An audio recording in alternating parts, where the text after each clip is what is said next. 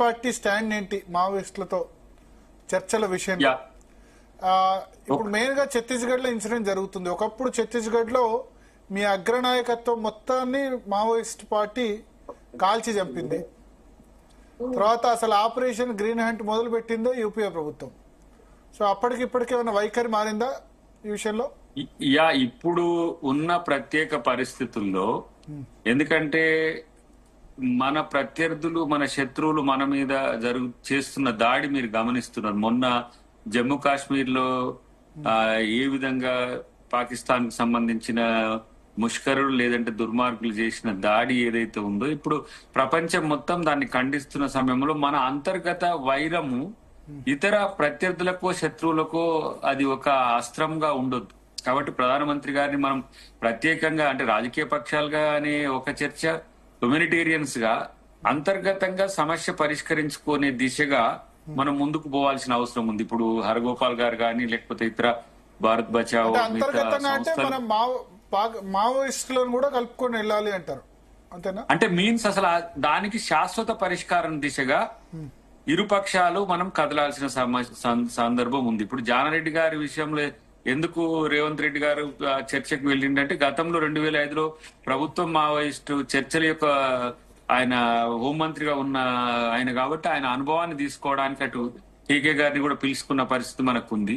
కాబట్టి party stand కూడా దీంట్లో సీరియస్ గా ఏంటంటే, ఈ అంతర్యుద్ధం వల్ల వచ్చే, అంతర్యుద్ధం అని కూడా అనడానికి పెద్ద పదం అది, ఈ సమస్యను మనము సావధానంగా పరిష్కరించుకునే దిశగా అటువైపు నుంచి ఒక ప్రతిపాదన వస్తున్నది మావోయిస్టుల వైపు నుంచి. ఆ ప్రతిపాదన పౌర సమాజం నుంచి తీసుకొచ్చి ప్రభుత్వాల ముందు, రాష్ట్ర ప్రభుత్వాల ముందు, జాతీయ ప్రభుత్వం ముందు కూడా వాళ్ళు ఒక విజ్ఞప్తితో కూడిన చర్చ చేస్తున్నారు. కాబట్టి మనం వాటి విషయంలో రాజకీయ సమాజం గాని, భారత సమాజం గాని కొంత సానుకూలంగా ఉండాల్సిన సందర్భం. ఎన్నో సందర్భాల్లో ఇటు పోలీసులు, అటు నక్సలైట్లు నష్టపోయిన చరిత్ర ఉంది. తర్వాత అక్కడ కూడా ఇప్పుడు ఆదివాసీల కోణం మళ్ళీ ఎక్స్పోజ్ అవుతున్న పరిస్థితుల్లో మాట్లాడే వాళ్ళే లేకపోతే సమస్య అవుతుందనే దిశగా చర్చ నడుస్తున్నది. ఇప్పుడు మాలాంటి సామాజిక ఉద్యమకారుల పట్ల కూడా సోషల్ మీడియాలో పోస్టులు పెట్టే పరిస్థితి వచ్చింది. ఎందుకు అనంటే, మీరు స్పందించాలి దీని మీద, అంటే ప్రాణాలు పోతున్న పరిస్థితి అన్నప్పుడు ఇటువైపు నుంచి ఏమొస్తున్నది, మరి పోలీసులకు సంబంధించిన ప్రాణాలు పోయినప్పుడు కూడా మాట్లాడాల్సిన పరిస్థితి వస్తుంది. అంటే ఈ రెండు వైపుల నుంచి జరుగుతున్న హింస భారతదేశానికి వన్నె తెచ్చేది కాదు. అంతర్జాతీయ దౌత్య విధానాల్లో మనకు ఒక పాజిటివ్ యాటిట్యూడ్ ఉంది.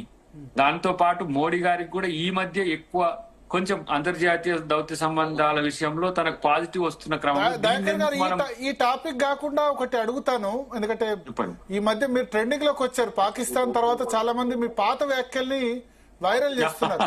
పాకిస్తాన్ మేము ప్రేమిస్తామని చెప్పి. సో అయితే ఇది ఈ టాపిక్ ఎందుకు అడుగుతున్నానంటే, మీ స్టాండ్ ఏంటి పహల్గాం విషయంలో, లేకపోతే కాశ్మీర్ విషయంలో మీ స్టాండ్ ఏంటి? ఎందుకంటే మీరు అన్న కాంటెక్స్ట్ ను, ఆ సందర్భం వేరు, ఇప్పుడు వేరని నేను అనుకుంటున్నాను. డెఫినెట్ గా నేనంటున్నా, నా వ్యక్తిగత అభిప్రాయం అయితే మోదీ గారు ఇంకా ఉపేక్షించొద్దు. మనము ప్రేమ, సహనము, ఓపికతో ఉంటున్న కొద్దీ మనకు తలకాయలో ఒక ఏమంటారు, ఒక పురుగు మాదిరిగా ఇలా పాకిస్తాన్ తయారైన పరిస్థితిని మనం ఉపేక్షించాల్సిన సందర్భం కాదు. ఇలా ఆర్ఎస్ఎస్ చీఫ్ గారు కూడా, భగవత్ గారు కూడా ఒక స్టేట్మెంట్ ఇచ్చింది. మనం దగ్గర ఉన్న దయా జాలి గుణం అనేది వాళ్ళు పెట్టుబడిగా పెట్టుకొని మనల్ని మీద దాడులు చేసుకుంటూ, ఒకవైపు పాక్ ప్రభుత్వము రెచ్చగొట్టే విధంగా మాట్లాడుతున్నది. అక్కడున్న ముష్కరులకు సంబంధించిన అంశంలోనే వాళ్ళ వాయిస్ ఎట్లా ఉన్నది చూడండి. అంటే మొత్తం మన భారతదేశం పట్ల వాళ్ళు వ్యవహరిస్తున్న తీరు చూస్తుంటే సగటు వ్యక్తికే ఈ రోజు ఆవేశం వస్తున్న పరిస్థితి ఉన్నది. కాబట్టి నేను 2-3 స్టేట్మెంట్ కూడా ఇచ్చిన సరే, ఈ ట్రోల్స్ చేసేటోళ్ళు వాళ్ళు ఏదో రోజువారీ కూలీలు వాళ్ళు చేస్తారు పాపం, ఏదో అద్దంకి నాయకుల మీద కోపమో లేకపోతే కాంగ్రెస్ పార్టీ మీద వ్యతిరేకతతోనే చేస్తారు. కానీ ఈ రోజు పాకిస్తాన్ ను మనం సహిస్తే రేపు మన అస్తిత్వాన్ని ప్రమాదం తెచ్చే కుట్రలు చేస్తారు. కాబట్టి నాకు తెలిసి ఇంకా నేను ఇంకొక పెద్ద మాట కూడా అంటున్నా, మా ముఖ్యమంత్రి గారు ఏమన్నారంటే, పాక్ ఆక్యుపైడ్ కాశ్మీర్ ను మనం ఇటువైపు దాన్ని తీసుకోవాలని అన్నాడు. నేను అంటున్నా, ఈ రోజు బంగ్లాదేశ్ ని ఎట్లా గతంలో ఏర్పాటుకు ఇందిరాగాంధీ గారు చేసిండ్రో, అసలు యుద్ధం అనివార్యమైతే, తప్పని పరిస్థితి అయితే వెనక్కు తగ్గొద్దని కూడా నేను ప్రధానమంత్రి గారికి చెప్పగలుగుతున్నాను. ఈ సందర్భంలో ప్రధానమంత్రి గారికి మనం అందరం కూడా రాజకీయ పక్షాలు, ఇతర పౌర సమాజం, ప్రతి ఒక్కరు కూడా వారు తీసుకున్న నిర్ణయాన్ని సమర్థించాలి. ఎందుకంటే ఇంకెంత ఉపేక్ష. ఇప్పుడు ఒక రోజున ప్రధానమంత్రి గారిని మేము కూడా విమర్శించినాం. ఆయన ఎక్కడికి, ఉక్రెయిన్ అనుకుంటా, రష్యా పోయి ఉక్రెయిన్ మీదుగా నవాజ్ షరీఫ్ గారి ఇంటికి వచ్చి, పాకిస్తాన్ లో దిగి నవాజ్ షరీఫ్ గారి ఇంటికి వచ్చి వాళ్ళ తల్లి బ్లెస్సింగ్స్ తీసుకొని వాళ్ళ మనవరాలు బర్త్డేలో ఉండి పాకిస్తాన్ కు మనకు వైరం వద్దని చెప్పి ఒక సందేశం ఇచ్చే ప్రయత్నం చేసిండ్రు. కానీ వాళ్ళు దాన్ని ఏం చేసిండ్రు, దాన్ని ఆ ప్రేమను, ఆ దయాన్ని ఏమన్నా పాజిటివ్ గా తీసుకుండ్రా? ఇప్పుడు ఆ పరిస్థితి మనం ఎంతకని తగ్గాలి అనే స్థితి పోయి ఉక్రెయిన్ మీదుగా నవాజ్ షరీఫ్ గారి ఇంటికి వచ్చి, పాకిస్తాన్ లో దిగి నవాజ్ షరీఫ్ గారి ఇంటికి వచ్చి వాళ్ళ తల్లి బ్లెస్సింగ్స్ తీసుకొని వాళ్ళ మనవరాలు బర్త్డేలో ఉండి పాకిస్తాన్ కు మనకు వైరం వద్దని చెప్పి ఒక సందేశం ఇచ్చే ప్రయత్నం చేసిండ్రు. కానీ వాళ్ళు దాన్ని ఏం చేసిండ్రు, దాన్ని ఆ ప్రేమను, ఆ దయాన్ని ఏమన్నా పాజిటివ్ గా తీసుకుండ్రా? ఇప్పుడు ఆ పరిస్థితి మనం ఎంతకని తగ్గాలి అనే స్థితి బంగ్లాదేశ్ తరహాలో మళ్ళీ పాకిస్తాన్ మళ్ళీ, అంటే పాక ఆక్రమిత కాశ్మీర్ కాదు, మళ్ళీ ఇంకో 2 ముక్కలు చేయాలి అంటారు. బంగ్లాదేశ్ తరహా ముక్కలని కాదు నేనంటున్నా. ఇప్పుడు మనది మనకైనా ఉండడానికి మనం తగ్గాల్సిన అవసరం ఏందంటున్నా భరత్ భాయ్. అసలు ఇప్పుడు నెహ్రూ గారు ఆ రోజు ఔదార్యంతో వెనకకొచ్చింది చేయబట్టి పిఓకే ఉంది, ఆ చైనాని పట్టించుకోలేదు చేయబట్టి సిఓకే ఉంది, చైనా ఆక్యుపైడ్ కాశ్మీర్ ఉంది. చైనా ఆక్యుపైడ్ కాశ్మీర్ నుంచి వాళ్ళు 4 కిలోమీటర్ల లోపలికి వచ్చిండ్రు. పాక్ ఆక్యుపైడ్ కాశ్మీర్ నుంచి ఈ రోజు మొత్తం అంతర్జాతీయ ఉగ్రవాదాన్ని మొత్తం మన తల చుట్టూ పెట్టిండ్రు, తలాపున్నే పెట్టి కూర్చున్నారు. మనకు అదే ఇలా పెద్ద సమస్యగా మారుతున్నది. అలాంటి సందర్భంలో డిఫెన్స్ కు మనం వెచ్చిస్తున్నది ఎంత వేల కోట్లలో ఈ రోజు డిఫెన్స్ కు వెచ్చించాల్సి వస్తున్నది. మనం వాడు మనల్ని ఈ రోజు ఇంత సమస్యల్లో క్రియేట్ చేస్తున్నా మనం ఎందుకో వాని పట్ల ఉదారంగా ఉన్నా అనే ఉద్దేశంతో ఆ రోజు అన్న స్టేట్మెంట్ అది. సరే వీళ్ళు అటు ఇటు మళ్ళీ తీసుకుంటాను. భరత్ భాయ్, దయాకర్ గారు, ఒకటి ఫస్ట్ మావోయిస్ట్ సంబంధించిన ఈ ప్రాబల్యం తగ్గడం వల్ల చాలా జిల్లాలు, ఆదిలాబాద్, ఉత్తర తెలంగాణ, ఇప్పుడు మా ధర్మపురి పక్కకు 10 కిలోమీటర్ల దూరంలో బీర్పూర్, గణపతి స్వగ్రామం, మావోయిస్ట్ పార్టీ దేశాధినేత గణపతి స్వగ్రామం. అక్కడ చిన్న 1991-92లో బట్టపల్లి పోతారం అనే దగ్గర మావోయిస్టులు మందు పాత్ర పెట్టి పోలీస్ జీబు అనుకొని పెళ్లి జీబు పేల్చారు. 8 మంది చనిపోయినారు అమాయకులు. అట్లా చాలా జరిగింది. అంటే మావోయిస్ట్ ఉన్నంత కాలం అక్కడ wireless network, telephone, land line ఇవేవి కూడా డెవలప్ కాలేదు. ఇవాళ ఉమ్మడి కరీంనగర్ జిల్లా వరి పంటలో అగ్రస్థానం, తూర్పుగోదావరి కంటే కూడా ఎక్కువ పండుతున్న పరిస్థితి. ఎడ్యుకేషన్ పరంగా ఎంత బ్యాక్వర్డ్ ఉండేది, ఇవాళ అందరూ కూడా మావోయిస్టులు ఉన్నంతకాలం అది జరగలేదు. ఇప్పుడు ఆ డెవలప్మెంట్ ఈజ్ విజిబుల్. అది కాంగ్రెస్ గవర్నమెంట్ ఉన్నా, తెలుగుదేశం ఉన్నా, బీఆర్ఎస్ ఉన్నా చైతన్యం అన్నది వచ్చింది. జగిత్యాల జైత్రయాత్ర మొదలైన చోటే చదువుకోవడం కూడా జరిగింది. దుబాయ్, బొంబాయి, బొగ్గుబాయి 3 తప్ప వేరే లేదనుకున్న పరిస్థితుల్లో ఆల్టర్నేట్ కూడా వచ్చింది. ఇప్పుడు మళ్ళీ మావోయిస్టులతో చర్చలు పేరిట మావోయిస్టులు మళ్ళీ బలపడి మళ్ళీ రిక్రూట్మెంట్ స్టార్ట్ చేస్తే, ఒకప్పుడు ఆ మధ్యలో నలిగిపోయినారు ప్రజలు. మావోయిస్టు కోవర్టులు అని చెప్పి పోలీసులు చంపారు, పోలీసు కోవర్టులని మావోయిస్టులు చంపిన పరిస్థితి. అదేది లేని పరిస్థితి. వాళ్ళ పల్లెటూర్లు ప్రశాంతంగా ఉన్నాయి. ఇప్పుడు దీన్ని మిస్యూజ్ చేస్తే మావోయిస్టులు ఒకటైతే సాధ్యం, తుపాకీ గుట్టం ద్వారానే రాజ్యాధికారం సాధ్యం అన్నది అసాధ్యం అని తెలిపోయింది కదా. ఇప్పుడు ఒకటి, రాజ్యాంగం విజయం సాధిస్తున్న కొద్దీ సమస్యలన్నీ పరిష్కారం అవుతాయి. సమస్యలన్నీ పరిష్కారం అవుతున్న కొద్దీ అంతర్గత వైరుధ్యాలు తగ్గుతాయి. అంతర్గత వైరుధ్యాలే వైషమ్యాలకు కారణమై 69 నుంచి ఇప్పుడు ఎంత 25, అంటే మీకు ఆల్మోస్ట్ 50 సంవత్సరాల పైచిలకు ఈ రోజు జరిగిన ఆ మూమెంట్ ఇప్పుడు సన్నగిల్లడానికి కారణం ఏంది? ప్రజా చైతన్యము, విద్య, ఉద్యోగ అవకాశాలు, ఉపాధి అవకాశాలు పెరగడమే, ప్రత్యామ్నాయ ఆదాయ మార్గాల్ని పెంచుకోవడమే. కాబట్టి 100% రాజ్యాంగ అమలు మీద దృష్టి పెట్టమని అంబేద్కర్ గారు అందుకని చెప్తాడు. ఇది సామాజిక రాజకీయ సమస్యగా మారుతుందని మీకు 90s లో 2000s లో ఎంతో మంది మేధావులు దీని మీద రిట్రీట్ అయ్యి వెనుకకు రండి, ఆయుధం వద్దు, హింస వద్దు అన్న సందర్భాలు చూసినాం. కొంత ఇటువైపు నుంచి కూడా అఫెన్స్ ఎట్లా వచ్చింది అనేది కూడా చూసినాం. ఈ స్థితిలో బలంగా ఈ రోజు ప్రభుత్వం బలహీన పడుతుంది అనుకున్న ఉద్యమం పట్ల మనం సానుకూలతతో ఉండాల్సిన సందర్భం ఉంది. ఇది చర్చలతోనే శాంతి పరిష్కారం జరుగుతుంది. చర్చలకు తావు లేకుంటే మళ్ళీ నియంతృత్వం వైపు పోకుండా మనం చూసుకోవాల్సిన బాధ్యత ఉంది. అందుకని నేను ఎంత జాగ్రత్తగా పదాలు వాడుతున్నానో మీరు గమనించండి. కాబట్టి ఇరువైపులా మనం సంయమనం మొదలు పెట్టిందే Congress party, operation green hunt మొదలు పెట్టిందే చిదంబరం ఛత్తీస్గఢ్ లో. శాంతి చర్చల తర్వాత ఆపరేషన్ గ్రీన్ హంట్ వచ్చింది. శాంతి చర్చలప్పుడు నేను మాలమానాడు అధ్యక్షునిగా ఆ రోజు నేను ఇటువైపు అటువైపు, ఇటు ప్రభుత్వం వైపు అటువైపు మేము మా ఎజెండా అని చెప్పి మేము ఇచ్చినాం. దళిత ఎజెండా, మా సమస్యలు ఇవి ఉన్నాయని అటు వారికి మావోయిస్టు ప్రతినిధులకు ఇచ్చినాం, ఇటు ప్రభుత్వ ప్రతినిధులుగా ఉన్న వీళ్ళకి కూడా ఇచ్చినాం. ఇది ఏంటంటే ఆ రోజు మా ఎజెండాని మేము ఎందుకు ఇచ్చినాము అనంటే ఈ వర్గాల్లో అన్రెస్ట్, కొంతమంది యువతను దాంట్లోకి పోయింది. పీడిత వర్గాల నుంచి, బడుగు బలహీన వర్గాల నుంచి రిక్రూట్మెంట్స్ పెరిగినాయి. ఇప్పుడు చదువు వైపు పోవడం వల్ల పిహెచ్డీలు పీజీలు చేసే స్థితికి వచ్చినాక ఉద్యోగాల వైపు పెరుగుతున్న పరిస్థితి. కాబట్టి వాళ్ళ పోరాటం, ఈ పోరాటం మన మధ్యనున్న వైరుధ్యాలకు సంబంధించిన అంశం కాబట్టి ఇరువురు శాశ్వత పరిష్కారం కొరకు ప్రయత్నం చేస్తే ఒకరు గెలిచి ఒకరు ఓడడం అనేది కాకుండా అందరూ కూడా సమన్వయంతో ఉండాల్సిన సందర్భం కాబట్టి ప్రభుత్వం సానుకూలంగా వ్యవహరిస్తుందని ఆలోచిస్తున్నాం. పార్టీగా కూడా కాంగ్రెస్ పార్టీ కూడా ఆ విషయాల్లో కొంత చర్చలకు సిద్ధం. డెఫినెట్ గా ఇప్పుడు ఆ విషయంలో కొంతమంది ఏంటంటే సుదీర్ఘకాల పోరాటం యొక్క నేపథ్యాలు ఇవన్నీ తెలుసుకున్న వాళ్ళ మనసుల్లో ఏముందంటే ఇది ఒక శాంతియుత పరిష్కార మార్గం వైపు పోవాలని ఒక ఆలోచన చేస్తున్నారు.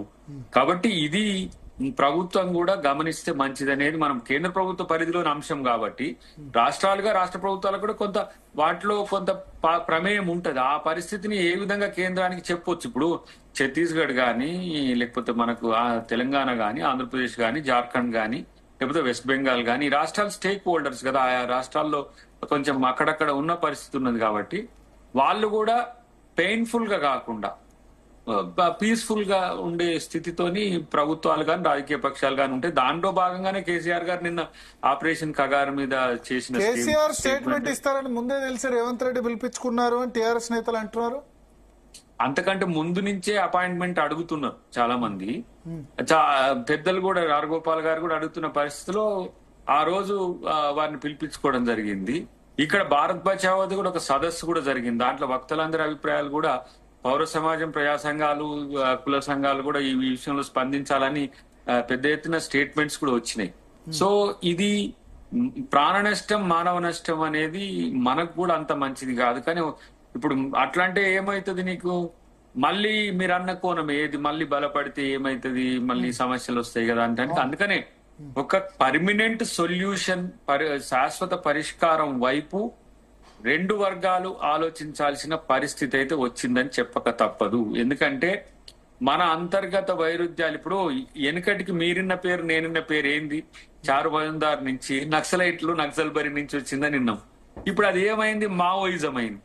మావో మనవాడు కాదు, చైనా వాడైనా సరే మావోయిజం అయింది. దీని ఏంటి ఇంటర్నేషనల్ అవుట్లుక్ తో ఉన్నప్పుడు భారత ప్రభుత్వం కూడా విభిన్న కోణాల నుంచి ఆలోచిస్తూ ఉంటది. కాబట్టి అది ఎవరున్నా, అది కాంగ్రెస్ ఉన్నా, బీజేపీ ఉన్నా, ఇంకెవరున్నా కూడా ఇది హింసా మార్గాన్ని ఎవరు చేసినా మామూలుగా ఒక చిన్న అంశంలో గొడవ అయితేనే పోలీస్ రెస్పాన్స్ ఎట్లా ఉంటది అనేది మీరు చూస్తారు కదా. అలాంటి సందర్భంలో ఇది sensitive time, sensitive issue, sensitive వర్గాల మధ్యన కూడా జరుగుతున్న సమస్య కాబట్టి కొంత ప్రభుత్వం కూడా మానవ కోణం నుంచి, మానవీయ కోణం నుంచి ఆలోచిస్తే మంచిది అనేది మేము కూడా అనుకుంటున్నాం. డెఫినెట్ గా మా పార్టీ విధానం కూడా రేపు ఎల్లుండిలో ఇంకా జాతీయ పార్టీ విధానం కూడా వచ్చే అవకాశం ఎక్కువ ఉంది. కాబట్టి దీని విషయంలో మనల్ని కూడా ప్రజా సంఘాలు, పౌర సమాజం కూడా కొంత ముందుకు చర్చల్ని ముందుకు తీసుకుపోయే విధంగానే ఉండాలి తప్పితే చర్చలకు విఘాతం కలిగించే స్టేట్మెంట్స్ కూడా ఎవరు ఇవ్వకుండా ఉంటే మంచిదనేది నా అభిప్రాయం. మీరు ఇందాక పాకిస్తాన్ గురించి మాట్లాడుతున్నప్పుడు స్టేట్మెంట్స్ కూడా ఎవరు ఇవ్వకుండా ఉంటే మంచిదనేది నా అభిప్రాయం. మీరు ఇందాక పాకిస్తాన్ గురించి మాట్లాడుతున్నప్పుడు డిస్టర్బ్ చేశాను, ఎందుకంటే చంద్రకుమార్ గారు అర్జెంట్ గా మాట్లాడాల్సి ఉండే. సో చాలా మంది ఎదురు చూస్తున్నారు దయాకర్ గారు వెర్షన్ ఏంటి అని చెప్పి సోషల్ మీడియాలో. మీ పాత క్లిప్పింగ్స్ తీసి ఏమయ్యాడు పాకిస్తాన్ ప్రేమికుడు ఏమయ్యాడు అని అడుగుతున్నారు. ఇక బీజేపీ లేకపోతే ఇంకా ఇతరత్ర అనుబంధ సంఘాలది ఎప్పుడు కూడా మనం రోజుకి ఇప్పుడు నేను ఈ రోజు అయితే నాకు తెలిసి ఒక 5-6 అవర్స్ మీడియాలోనే ఉన్నా కదా నేను. మొన్న భారత్ సమ్మిట్ అప్పుడు సమ్మిట్ లోనే ఉన్నాం కదా. ఇది ట్రోల్ టీమ్స్ చేసే ఒక ఏమంటాము ఒక గ్యారెడీ. ఇప్పుడు మనం ఆడ మాట్లాడిన వీడియో టీవీ నైన్ కూడా కనపడతలేదు, అది ముందు పెట్టి మనమన్నా చేద్దామంటే ఒక 6 నిమిషాల వీడియో అది తెలిస్తే ఆ ఎవరైతే ఈ 10 సెకండ్లది వీళ్ళు బీజేపీలో మరి ఎవరో వెనకటికి ఎంత 6 సంవత్సరాల క్రితం అనుకుంటా నాకు తెలిసి అన్ని భాషలలో తర్జుమాలు చేసింది. కాబట్టి వాళ్ళ పట్ల మనం ప్రేమను చూపిద్దాం వాళ్ళ పట్ల కూడా, ఎందుకంటే వాళ్ళంతా ద్వేషించినా కూడా ఈ రోజు ఈ దేశం మూలవాసి అద్దంకి దయాకర్ గుర్తుపెట్టుకోండి.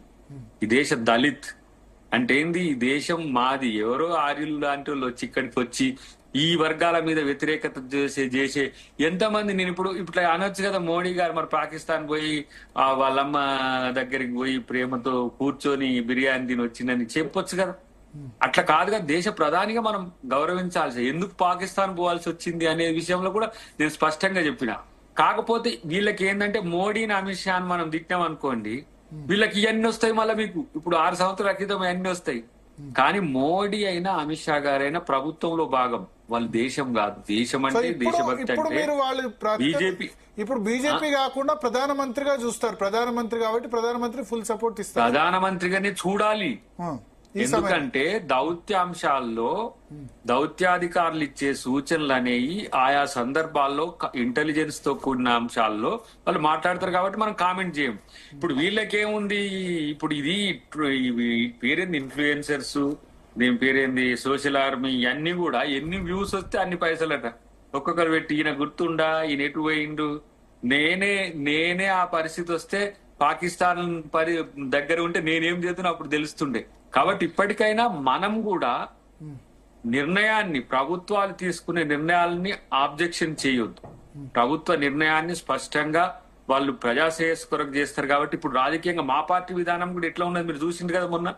కాబట్టి జాతీయత, దేశభక్తి విషయంలో అద్దంకి దయాకర్ని అనుమానించేటోళ్ళను చూసి మనం జాలిపడాలి. ఎందుకంటే ఏ విధంగా ఇప్పుడు పిఓకే రేవంత్ రెడ్డి అన్నట్టు పిఓకేనే కాదు, అవసరమైతే పాకిస్తాన్ కూడా ముక్కలు చేయాలి కదా. అది ఎవరిది సార్, అది పంచాయతీ. సింధు లోయ నాగరికత మనదే కదా, దాంట్లో ఉన్నది మీరు చూస్తే. హరప్ప ఎక్కడిది, మొహంజదారో ఎక్కడిది. మన సంస్కృతి సాంప్రదాయాలకు అది ఏందంటే అప్పటికి ఆ పరిస్థితుల వల్ల మనం ఏం చేసినాము, ఆ భాగాన్ని ఆ దరిద్రులకు ఇవ్వాల్సి వచ్చింది. ఏం చేయాలి, మన సంస్కృతి విరాజిల్లిన ప్రాంతము ఆ దరిద్రులకు ఇచ్చేయాలి, మనం ఇబ్బందులు పడతా ఉన్నాం. ఇప్పుడు మన బలూచీలు అక్కడ ఉన్నారు కదా, ఎట్లా ఉంది పరిస్థితి మీరు చూడండి. నేను ఇప్పుడు ఎందుకు ఈ మాట అంటున్నంటే, ప్రాంతము విద్వేషంతో ఉన్నప్పుడు ఆ ప్రాంతంతో ప్రేమ వచనాలు చేసినా కూడా వాడి ఇంటలేడు, ఏం చేయాలి దరిద్రుడు. ఇప్పుడు పరిస్థితి ఇంకేడికొచ్చింది, వీళ్ళు రెచ్చిపోయి మనల్ని రెచ్చగొడితే మనకున్న పీసును కట్ చేయాలనే ఆలోచనతో ఉన్నారు. కాబట్టి ఇది దుర్మార్గమైన, హేయమైన చర్య. ఇది ఇంకా చెప్పాలంటే అందరు అన్నట్టుగా పిరికిపంది చర్య అనొచ్చు, కానీ చేతగాని దద్దమ్మల చర్య. ఇది మొన్న జరిగిన దాడి ఆ ప్రాంతంలో నేను ఎప్పుడు 2003లో 2011-12లో ఆ ప్రాంతంలో మేము అది తెలంగాణ జేఏసీ ప్రోగ్రామ్ అయిపోయిన తర్వాత ఆ ప్రాంత అనంతనాగ్ ఆ ప్రాంతం నుంచి శ్రీనగర్ వరకు మన మిత్రుడు ఉన్నప్పుడు పోయి వచ్చాం, చూసినాం. మీరు ఇది మన పహల్గాం నుంచి ఇటు ఏది అదేంది శ్రీనగర్ దాటి కూడా అక్కడ దానికి కూడా పోయినాం. ఎందుకంటే మన ప్లేస్ ను మనమే పోలేని స్థితికి తెచ్చిండ్రు. ఆ రోజు మిత్రుడు మేజర్ ఉండే మమ్మల్ని గుల్మర్గ్ వరకు తీసుకుపోయిండు. మీకు గుల్మర్గ్ తెలుసు అనుకుంటా, అది లాస్ట్ డెస్టినేషన్. అక్కడ దానికి పోవడానికి తుపాకులు పట్టుకొని పోవాల్సి వచ్చింది మన దేశంలో. మనం వేరే ఏదో పిఓకే కూడా కాదు. మన దేశంలోనే మనకింత ఇప్పుడు 370 తర్వాత ఈ రోజు టూరిస్టులంతా కూడా మన దేశంలో మనం విహారం పోతే కూడా మనకు స్వేచ్ఛ లేదు, మనకు శాంతి లేదనే స్థితిలో చాలా రగిలిపోతున్న పరిస్థితి. కాబట్టి మనకు మన సార్వభౌమత్వానికి మన గణతంత్రం మీద జరిగిన దాడి అది. పర్టికులర్ గా చెప్పాలంటే భారత ప్రభుత్వం ఎంత సంయమనంతో ఉంటున్నా కూడా వాళ్ళు చేసిన దాడి ఒక రకంగా మా అంతర్జాతీయ సమాజంలో మనల్ని రెచ్చగొట్టి మన సహనాన్ని పరీక్షించే ఒక పరిస్థితి ఉంది. కాబట్టి డెఫినెట్ గా ప్రధానమంత్రి గారు ఆ విషయంలో చాలా సీరియస్ గా ఉంటారని నేను అనుకుంటున్నా. సగటు యువత యొక్క ఆకాంక్షలను ప్రతిబింబించే విధంగానే ఉంటారనేది ఒక ఆలోచన అవుతుంది. ఎందుకంటే ఇందిరాగాంధీ ఆ రోజు అపర దుర్గగా మరి మన వాజ్పేయి గారు ఎందుకు శ్లాఘించారనే విషయం అందరికీ తెలుసు. కాబట్టి అలా ప్రతి సందర్భాన్ని వాళ్ళు మనకు నెగిటివ్ గా చేస్తున్న క్రమాన్ని కూడా మనం ఇంత మంచిగా ఉంటున్నా, ఇంత ప్రజాస్వామ్యయుతంగా ఉంటున్న, అంతర్జాతీయ న్యాయస్థానానికి లోబడి ఉంటున్న, భద్రతా మండలి లేదంటే యుఎన్ఓకి సంబంధించిన రూల్స్ ను మనం ఫాలో అవుతున్నా కూడా ఇలాంటి ఒక ముష్కర దాడులు, మూక దాడులు లేదంటే మన ప్రజల మీద జరుగుతున్న దాన్ని తీవ్రంగా ఖండించాల్సిన సందర్భం ఉంది. అవసరమైతే ఎంతకైనా పాకిస్తాన్ విషయంలో ప్రధానమంత్రి గారు కానీ లేదంటే ప్రభుత్వం కానీ వెనక్కి తగ్గాల్సిన సందర్భం అయితే లేదు. ఎందుకంటే అది ప్రతిసారి మన మీద రెచ్చగొట్టే ధోరణితో వస్తున్న పరిస్థితిని అద్దంకి దయాకర్ గానే కాదు, ఒక సగటు ఒక రాజకీయ నాయకునిగానే కాదు, మనం అందరం కూడా భారతీయులుగా ఆ విషయంలో మనకు కోపం ఉంది, మనకు ఆవేశం కూడా ఉంది. కానీ అక్కడ ప్రభుత్వం అనుసరిస్తున్న విధానం ఒక పద్ధతి ప్రకారం ఉంటది కాబట్టి ఆ ప్రభుత్వానికి మద్దతుగా ఉండాలనేది నా విజ్ఞప్తి. మరొకసారి సర్జికల్ స్ట్రైక్ చేయాలా? ఎంత